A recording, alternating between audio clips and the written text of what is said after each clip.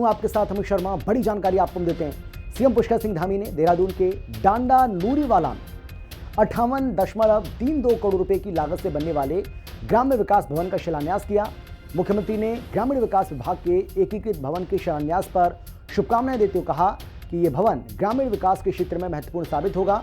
CM Dhami ने कहा कि लगभग 58 करोड़ रुपए की लागत से निर्मित इस भवन में विभाग की प्रमुख फ्लैगशिप योजनाएं एक ही परिसर में संचालित होंगी।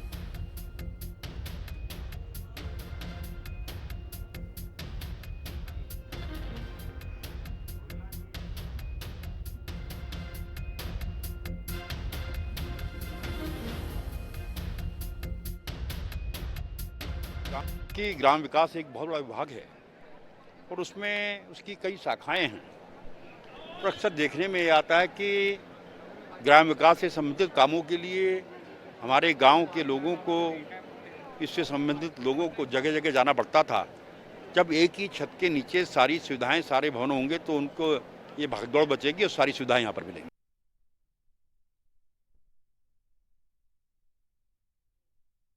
यहाँ पर बन रहा है ग्राम्य विकास का, जिसमें एक ही भवन के अंदर बहुत सारे कार्यालय होंगे।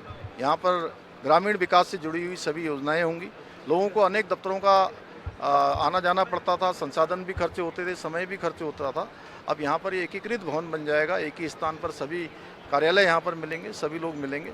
निश्चित रूप से ये बहुत हमारी योजनाओं को बनाने में, जन जन तक पहुँचाने में बहुत सहायक सिद्ध होगा। मैं बधाई देता हूँ सबको, विशेषकर हमारे रायपुर क्षेत्र के विधायक जी को और उनकी यहाँ की समस्त जनता को कि उनके क्षेत्र में भवन निर्मित हो रहा है। ग्राम्य विकास मंत्री जी को भी बधाई देता हूँ और उत्तराखंड की जनता को बधाई देता हूँ कि उनके लिए शानदार भवन का निर्माण होने जा रहा है। मुख्यमंत्री पुष्कर सिंह धामी ने सचिवालय में हरिद्वार लोकसभा क्षेत्र के अंतर्गत आने वाली विधानसभाओं की मुख्यमंत्री घोषणाओं और अन्य कार्यों की समीक्षा की है। बैठक में मुख्यमंत्री ने निर्देश देते हुए कहा है कि अधिकारी विधानसभा क्षेत्रों की विभिन्न जन समस्याओं के समाधान के लिए विधायकों से लगातार संवाद करें। सीएम ने कहा कि विधायकों के शीर्ष प्राथमिकताओं के कार्यों में तेजी लाई जाए। मुख्यमंत्री ने यह भी कहा कि किसी कार्य में कोई समस्या आ रही है तो संबंधित क्षेत्र के विधायकों से सचिव और विभागाध्यक्ष वार्ता कर समस्या का समाधान करें।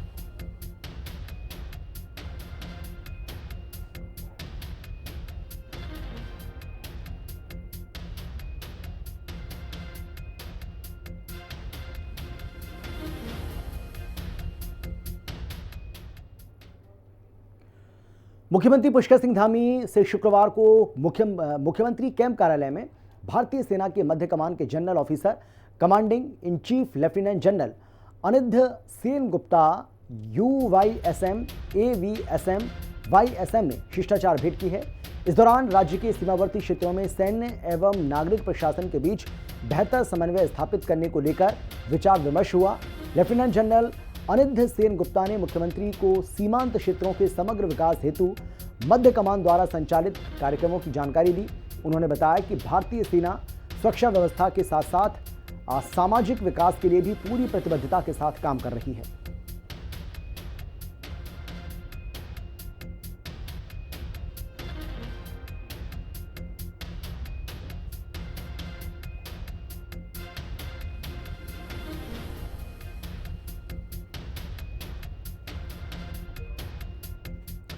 राज्यपाल लेफ्टिनेंट जनरल गुरमीत सिंह से गोविंद बल्लभ पंत इंजीनियरिंग और प्रौद्योगिकी संस्थान के निदेशक प्रोफेसर विजय कुमार बंगा ने राजभवन में भेंट की है। प्रोफेसर बंगा ने राज्यपाल को संस्थान में चल रही पढ़ाई, नए शोध और आने वाली योजनाओं के बारे में बताया। राज्यपाल ने संस्थान के काम की सराहना की और कहा कि उत्तराखंड को अच्छी तकनीकी शिक्षा का केंद्र बनाने में ऐसे संस्थान बहुत ज़्यादा ज़रूरी हैं। उन्होंने कहा कि भविष्य में भी इस दिशा में मेहनत करनी होगी।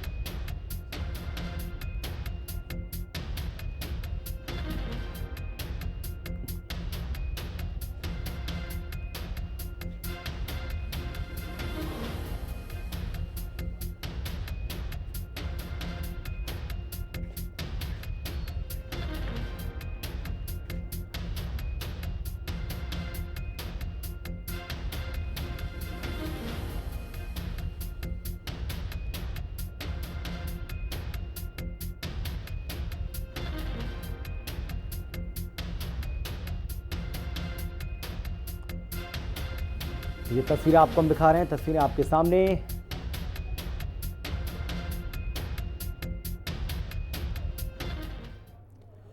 उत्तराखंड में हुए त्रिस्तरीय पंचायत चुनाव की मतगणना के बाद बीजेपी ने प्रदेश कार्यालय में जश्न मनाया। बीजेपी ने दावा किया कि जिला पंचायत सदस्य, क्षेत्र पंचायत सदस्य और प्रधान पद पर ज्यादातर बीजेपी समर्थित प्रत्याशियों की जीत हुई है। तो वहीं कांग्रेस प्रदेश अध्यक्ष करण महरा ने बीजेपी के दावे पर तंज कसा और महरा ने कहा कि पंचायत चुनाव में कांग्रेस समर्थित प्रत्याशी बड़ी संख्या में विजयी हुए हैं, जबकि बीजेपी के दिग्गजों के परिजन चुनाव में हार गए। पंचायत चुनाव नतीजों पर बीजेपी ने मनाया जश्न, हारे इनके दिग्गजों के परिजन, महरा का तंज। बीजेपी बोली धामी सरकार के कामों पर लगी मुहर, जनता ने सिखाया सबक, बोले कांग्रेस प्रदेश अध्यक्ष।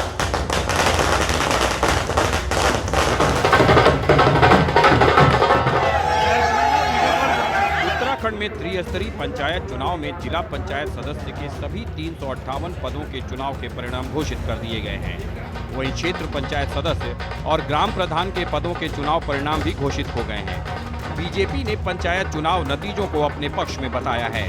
देहरादून में बीजेपी नेताओं ने पंचायत चुनाव में बीजेपी समर्थित प्रत्याशियों की जीत पर जश्न मनाकर एक दूसरे को बधाई दी है। बीजेपी नेताओं का कहना है कि सीएम पुष्कर सिंह धामी के नेतृत्व में विकास कार्यों को देखते हुए प्रदेश की जनता ने एक बार फिर बीजेपी पर भरोसा जताया है।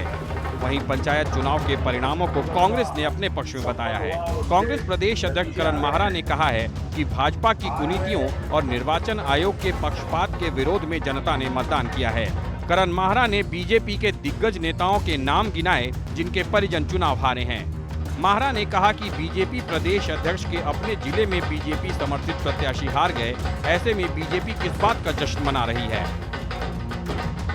श्रीमान पुष्कर सिंह धामी जी जिस तरह से युवाओं के लिए काम कर रहे हैं, प्रदेश हित के लिए काम कर रहे हैं, उनको काम को देखते हुए लोगों ने भारतीय जनता पार्टी के पक्ष में मतदान किया और हमारे अधिकतर जिला पंचायत के मेंबर्स आए हैं, अधिकतर हमारे प्रधान आए हैं और क्षेत्र पंचायत के मेंबर्स आए हैं। और आने वाले समय में जब ब्लॉक प्रमुखों का चुनाव होगा और जिला अध्यक्षों का चुनाव होगा तो भारतीय जनता पार्टी यानी कि 12 जनपद हमारे 12 में से 11 भारतीय जनता पार्टी के जिला अध्यक्ष होंगे और इसी तरह से ब्लॉक प्रमुख हमारे अधिकतम यानी कि 89 ब्लॉक प्रमुखों में से अधिकतम सीटें भारतीय जनता पार्टी के पास होंगी। भारतीय जनता पार्टी के अध्यक्ष जी के जिले में उनका जिला अध्यक्ष चुनाव हार गया।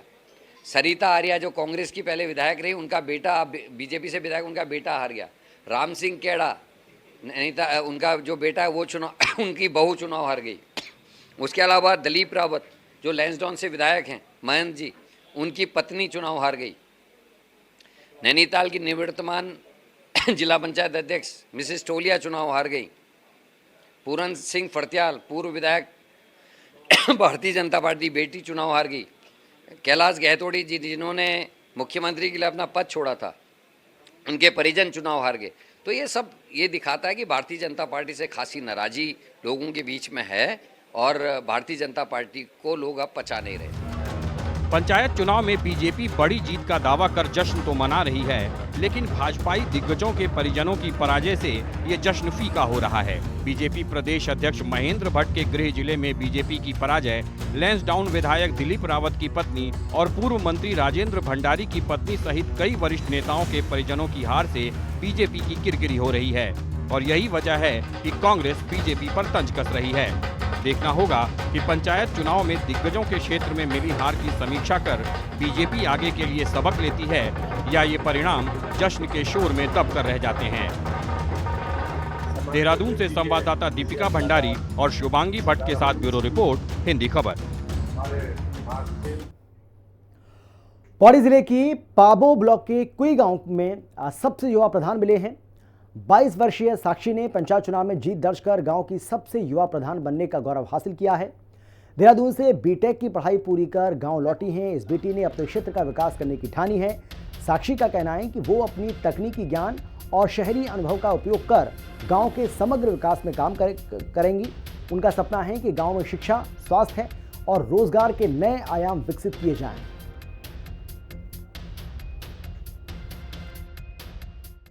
ग्राम कुई, कलगड्डी और तिमले की समस्त जनता को धन्यवाद करना चाहूँगी कि उन्होंने मुझ पर विश्वास दिखाया और मुझे विजयी बनाया। मैं उनके विश्वास पर काम करूँगी, आगे शिक्षा पे, स्वास्थ्य पे काम करूँगी और साथ ही अपने साथ के युवाओं को, बच्चों को अच्छी शिक्षा दिलाने की पूरी कोशिश करूँगी और युवाओं को रोज़गार दिलाने की पूरी कोशिश करूँगी। साथ में जो महिलाएं हैं, उनकी जो खेती है उनको बचाने की पूरी कोशिश करूँगी, क्योंकि गांव में जो जानवर हैं जैसे बंदर हैं, सूअर है, वो पूरी खेती ख़राब कर देते हैं। तो मैं इन पे रोकथाम करूँगी और स्वरोजगार पे काम करूँगी। और जो बाघ हैं तो ये पशुओं की हत्या कर देते हैं, जिससे बहुत ही नुकसान होता है। तो मैं चाहूँगी कि इस पे भी रोकथाम हो और इस पे भी मैं पूरा काम करूँगी। त्रिस्तरीय पंचायत चुनाव का बिगुल अब थम गया है। ये चुनाव कई मायनों में याद रखे जाएंगे। ये चुनाव इस मायने में भी याद रखे जाएंगे कि जनपद पौड़ी में 70% से अधिक मतदान हुआ, जो राज्य निर्वाचन आयोग के लिए किसी उपाधि से कम नहीं है। इसके साथ ही इस बार निर्वाचित हुए नए जनप्रतिनिधि ऐसे हैं जो युवा हैं और युवा तुर्क में आते हैं। बात करूं जनपद पौड़ी की, तो जनपद पौड़ी के विकासखंड पाबो की कोई ग्राम सभा से 22 वर्षीय साक्षी इस बार अपने ग्राम का प्रतिनिधित्व करते हुए दिखाई देगी। साक्षी कृषि से अपनी पढ़ाई पूरी कर चुकी है और अब वो अपने गांव में ही कृषि से संबंधित योजनाओं को लाकर गांव को नई विकास की दिशा में ले जाने का प्रयास करेगी। साक्षी से जो हमारी बात हुई, साक्षी का कहना था कि वे कृषि के संबंध में अपने क्षेत्र को, अपने गांव को आगे ले जाना चाहती है, जिससे उनके गांव का नाम रोशन हो सके। इसके साथ ही वो लगातार बढ़ रहे पलायन पर भी काम करना चाहती है। साक्षी जैसे युवाओं की सोच अब लगातार गांव में देखने को मिल रही है। यही कारण है कि इस बार बहुत बड़ी संख्या में युवा प्रतिनिधित्व अपने अपने क्षेत्रों का कर रहे हैं।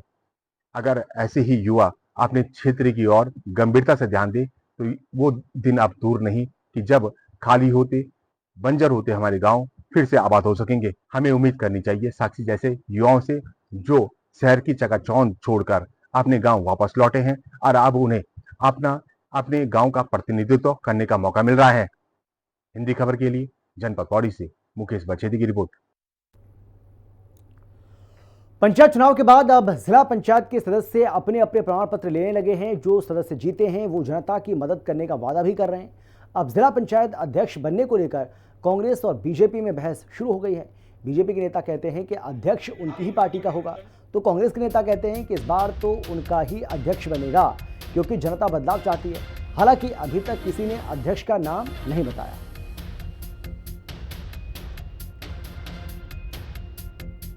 सारी जनता की, अपने बड़े बुजुर्ग, अपनी मातृशक्ति, अपने भाई बहन, सबका बहुत तहे दिल से धन्यवाद करती हूँ।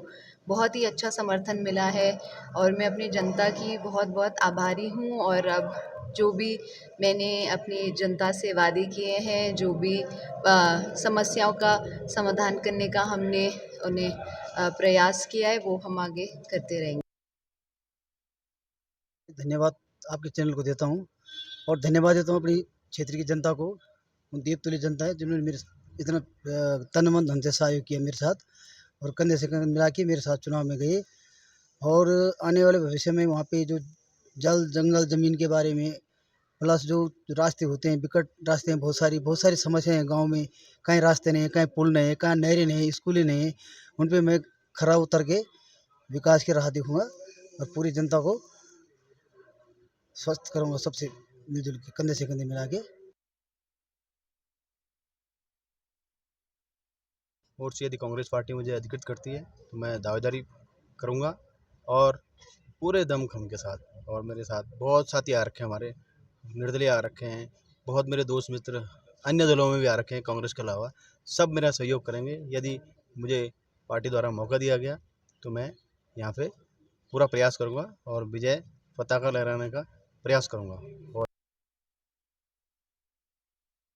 जी, मैं भल्लेगांव क्षेत्र से जीत के आई हूँ और अभी मेरा वो है कि मैं इस बार पहली बार जिला पंचायत सदस्य बनी हूँ।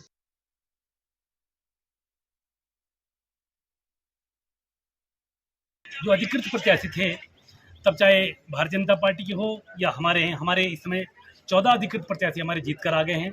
और वहीं दूसरे जो हमारे विरोधी दल हैं भाजपा, उसके इस समय अभी 11 जीत कर आए हैं। और निर्दलीय बहुत ज़्यादा, जो खासकर उसमें हमारे बागी कांग्रेस के बागी 9 हमारे कांग्रेस के बागी हैं जो हमसे इतर चुनाव लड़े थे। लेकिन हमें विश्वास है कि वो सब लोग भी हमारे साथ आएंगे और इस समय बहुत लंबे अंतराल के बाद टिहरी जिला पंचायत में हम इस समय जिला पंचायत का अध्यक्ष बनाने। सबसे पहले आपके चैनल के माध्यम से मैं जो हमारे नवनिर्वाचित जिला पंचायत सदस्यगण आए हैं उनको बहुत बहुत बधाई और शुभकामनाएं देती हूँ। और आपने कहा कि आप तीसरी बार जिला पंचायत अध्यक्ष की दावेदारी करेंगे।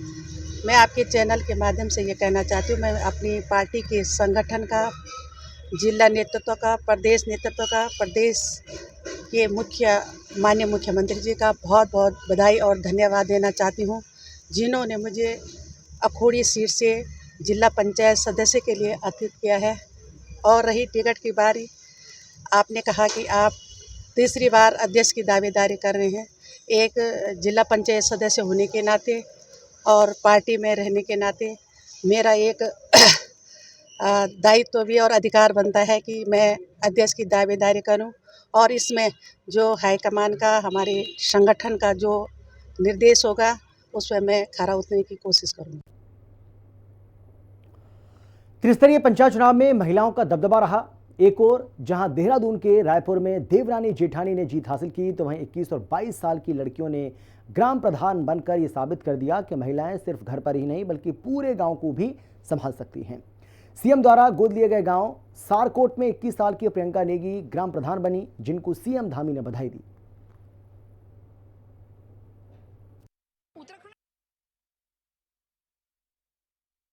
उत्तराखंड में इस बार हुए त्रिस्तरीय पंचायत चुनाव में अधिकतर महिलाओं की जो भागीदारी है वो देखने को मिली।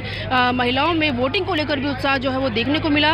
अधिकतर जगहों पर जो प्रत्याशी है वो महिलाएं देखने को मिली, चाहे वो ग्राम प्रधान के लिए हो, चाहे वो बीडीसी मेंबर हो, जिला पंचायत के लिए हो। अधिकतर जगहों पर जो है महिलाओं का उत्साह और हौसला जो है प्रधान पद पर या अन्य पदों पर जो था चुनाव को लेकर वो काफ़ी देखने को मिला था। और अधिकतर जगहों पर महिलाएं जीती भी है। जैसे कि बात करें रायपुर की, तो वहाँ देवरानी जेठानी जो है दोनों जीती हैं। तो कहीं ना कहीं अब जो गांव की बागडोर है अधिकतर जगहों पर महिलाओं के हाथ में है। हमारे साथ भाजपा के कुछ कार्यकर्ता मौजूद है, प्रवक्ता मौजूद है, उनसे बातचीत करेंगे।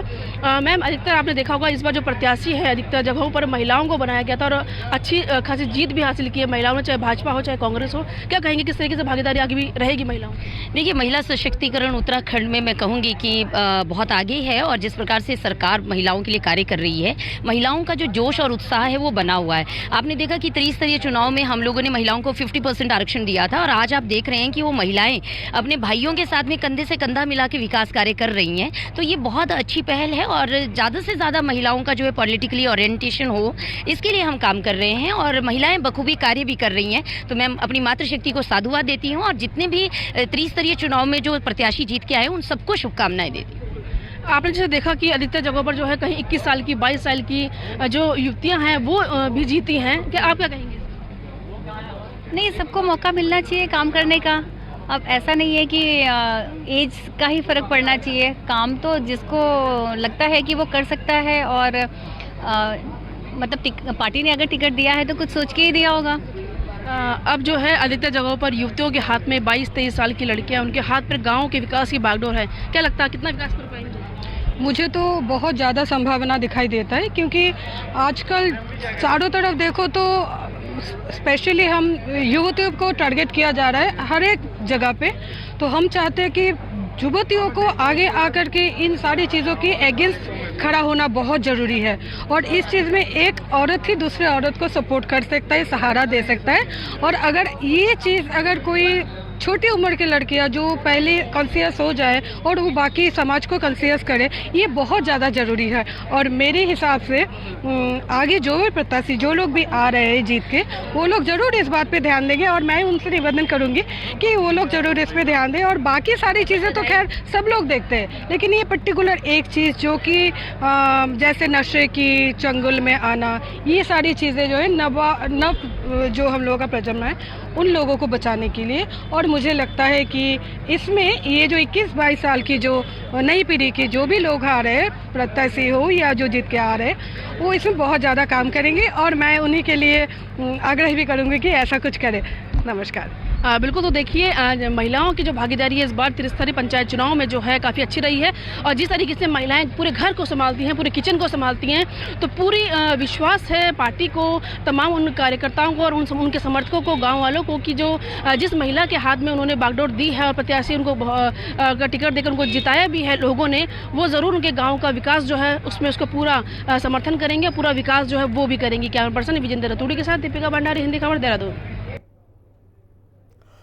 पूर्व मंत्री और कांग्रेस नेता हरक सिंह रावत को हाईकोर्ट ने बड़ी राहत दी है। ईडी ने सहसपुर जमीन मामले में उन पर चार्जशीट दाखिल की थी, लेकिन अब हाईकोर्ट ने उस चार्जशीट पर फिलहाल रोक लगा दी है।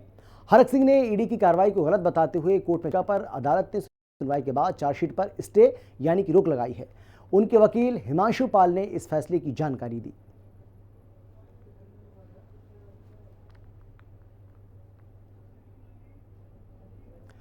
काशीपुर की रामनगर रोड पर स्ट्रीट लाइट न होने से रात को लोग परेशानी का सामना करते हैं। आलम यह है कि सड़क पर रात में आए दिन हादसे भी होते रहते हैं। तस्वीरों में साफ तौर पर देखा भी जा सकता है कि सिग्नल लेन पर गाड़ी चलाना खतरों से खाली नहीं है। इसके अलावा मवेशियों के आने से भी कई बार यहाँ हादसा होता है।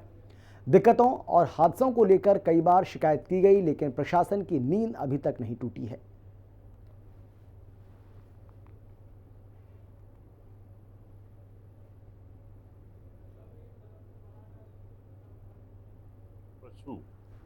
रामनगर रोड पे और काशीपुर के आसपास के इलाकों में एनएच पे या मोहल्ले की गलियों में निराश्रित पशु घूम रहे हैं। ये सही है कि कहीं ना कहीं वो मौत का एक रूप बन के रोड पे घूम रहे हैं, क्योंकि हो ये रहा है कि रात के अंधेरे में रोड लाइटें जहाँ पे जैसे एनएच पे है तो रोड लाइटें नहीं है, ना होने की वजह से अंधेरे में पशु दिखाई नहीं देता। आपस में लड़ते हुए अचानक पशु रोड पे आ जाते हैं। अचानक गाड़ी वाला कितना भी कंट्रोल करे वो दुर्घटनाग्रस्त हो ही जाता है। पशु 2 मिनट बाद, ऐसा नहीं कि पशु को चोट नहीं लगती है, पशु को भी चोट लगती है, मगर पशु उठ के 2 मिनट बाद चला जाता है। मगर उतनी देर में गाड़ी वाले का बहुत नुकसान हो चुका होता है और कई बार जान माल का भी नुकसान देखा गया है। अभी परसों बुधवार की बात है, मेरा बेटा जो कि रामनगर से आ रहा था और उसको काशीपुर जाना था, धनौरी के पास 2 गायें आपस में लड़ते हुए अचानक सड़क पर आ गईं और मेरे बेटे की गाड़ी से टकरा गईं। मेन इसका ये है कि एक तो स्ट्रीट लाइट नहीं है, वहाँ पर खंभों पर लाइट नहीं है, खंभे ही नहीं है, खंभे हैं तो उन पर कहीं पर उजाला नहीं है। सुबह 4 बजे से लेकर और रात को 9, 8, 7 बजे के बाद वहाँ रहना बड़ा दुर्लभ है। चलना, आदमी एक्सीडेंट कभी भी हो सकता है, इसीलिए सड़कों पर अगर लाइट लगेंगी तो आदमी जरा सुरक्षित रहेगा। खतरे की बात जहाँ तक है, थोड़ा रामनगर रोड पर ट्रैफिक ज़्यादा है, उसकी वजह से दिक्कतें हैं। फिर जो आवारा पशु घूमते हैं उनकी वजह से भी दिक्कत है, और रात में कभी कभी आवारा पशु दिखाई भी नहीं देते, तो उससे एक्सीडेंट होने का डर है। तो इसमें मैं अपने प्रशासन से और जो अपने जनप्रतिनिधि हैं उनसे यही कहूँगा कि इसमें जो है कुछ रामनगर रोड पर लाइट की व्यवस्था करें, और कुछ जो है वो वहाँ पर जो आवारा पशु हैं उनको रोकने की कुछ व्यवस्था होनी चाहिए, जिससे कि जो वहाँ पर एक्सीडेंट जोन बन गया, वहाँ पर लगातार कोई ना कोई एक्सीडेंट हो जाता है, तो उसे रोकने के लिए 2 चीज़ें आवश्यक हैं कि कुछ लाइट की व्यवस्था वहाँ पर हो हाईवे पर, और आवारा पशुओं को रोकने के लिए भी इंतजाम होना चाहिए। यूपी के बाद अब हरिद्वार के भी कई गांवों में रात के समय ड्रोन उड़ने की अफवाहों से ग्रामीणों में दहशत का माहौल है।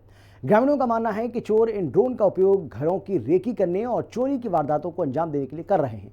हालांकि पुलिस ने इसे महज अफवाह बताया और लोगों से ध्यान न देने की अपील की। एसएसपी प्रवीण सिंह डोभाल ने कहा है कि अगर ड्रोन की आड़ में किसी संगीन वारदात को अंजाम देने की कोशिश की गई तो कार्रवाई की जाएगी।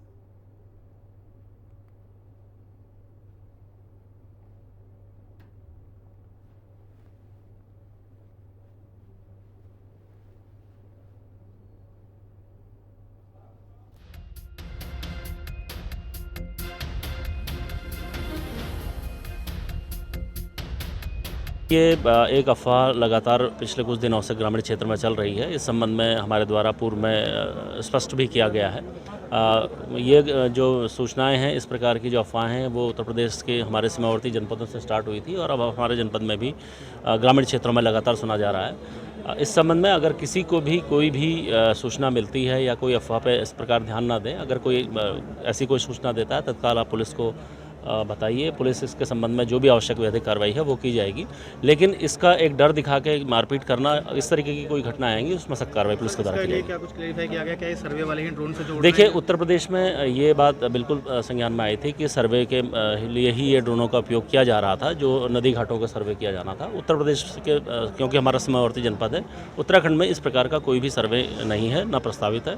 अगर ऐसी कोई अफवाह फैलाता है या उसको अफवाह को आगे रखते कोई मारपीट या इस प्रकार के संगीन जुर्म को करता है, उसके खिलाफ सख्त कार्रवाई हम लोग। उत्तर प्रदेश के बिजनौर के बाद अब उत्तराखंड के हरिद्वार के भी कई इलाकों में रात में ड्रोन उड़ने की खबरें सामने आ रही हैं। इससे जहां ग्रामीणों में दहशत है, तो वहीं कहीं ना कहीं कानून पर भी सवाल खड़े हो रहे हैं। यानी साफ तौर पर ग्रामीण बता रहे हैं कि रात्रि में ड्रोन उड़ते दिखाई दे रहे हैं, जो किसी न किसी बड़ी अप्रिय घटना के सूचक हो सकते हैं। लेकिन अभी तक कोई ऐसी घटना सामने नहीं आई है जिससे ड्रोन की वजह से कोई ऐसी घटना यानी चोरी या फिर कोई झगड़ा या किसी प्रकार का फसाद सामने आया हो। लेकिन दूसरी तरफ एसएसपी परमिंदर डोभाल ने इस पूरे मामले पर साफ किया है। उन्होंने कहा कि इस तमाम अफवाहें हैं और खासतौर पर यदि पहले उत्तर प्रदेश और उत्तराखंड की सीमा के बीच में नदी नालों की मैपिंग के लिए ड्रोन उड़ाए गए थे, वो एक अलग मसला था। और अब जो मामले सामने आ रहे हैं, ये पूरी तरह से अफवाहें हैं या फिर कुछ ऐसे सामाजिक तत्वों द्वारा इन हरकतों को अंजाम दिया जा रहा है जो कानून के विरुद्ध है। उन्होंने साफ तौर पर भी कहा कि यदि ऐसी घटनाएं सामने आती हैं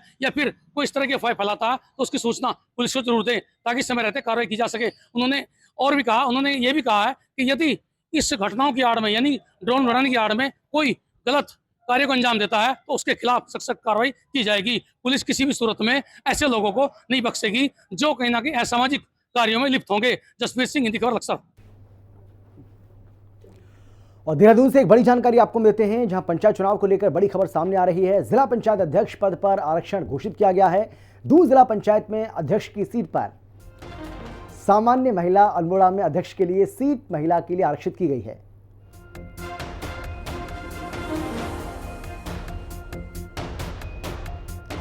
तो ये बड़ी जानकारी आपको हम दे रहे हैं। बागेश्वर की बात करें तो यहां पर अनुसूचित जाति की महिला के लिए सीट आरक्षित की गई है। चंपावत चमोली में अध्यक्ष की सीट अनारक्षित की है और नैनीताल में भी अध्यक्ष की सीट अनारक्षित है। पौड़ी में सामान्य महिला के लिए आरक्षित की गई है सीट।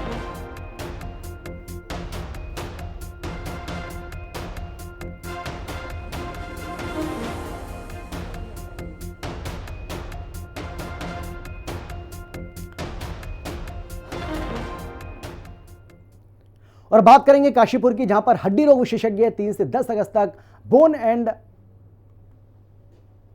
जॉइंट वीक मनाएंगे। इस दौरान 60 साल से ज्यादा उम्र वाले बुजुर्गों का इलाज आधी फीस पर किया जाएगा।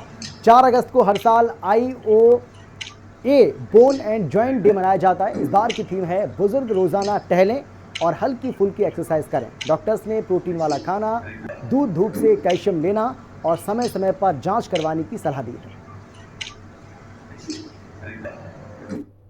IOA का मतलब है इंडियन ऑर्थोपेडिक एसोसिएशन। ये हर साल एक बोन एंड जॉइंट वीक बनाता है जो अगस्त माह में होता है। इस बार जो ये वीक है ये 3 से 10 अगस्त के बीच में और एक दिन बोन एंड जॉइंट डे रखा जाता है।